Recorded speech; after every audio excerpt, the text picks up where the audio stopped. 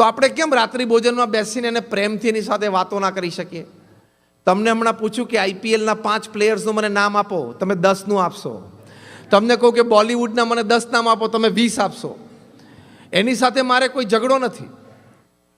પ્રશ્ન એ છે કે હું તમને પૂછું કે તમારા સંતાન દીકરા દીકરીના 5 મિત્રોના મને નામ આપો, તો તમારામાંથી 90% લોકો ફેલ થશે. છાતી ઉપર હાથ મૂકીને બોલો હા કે ના. My simple question is, Bollywood name, is IPL name more important to you than your children's friends name from whom they are learning their life?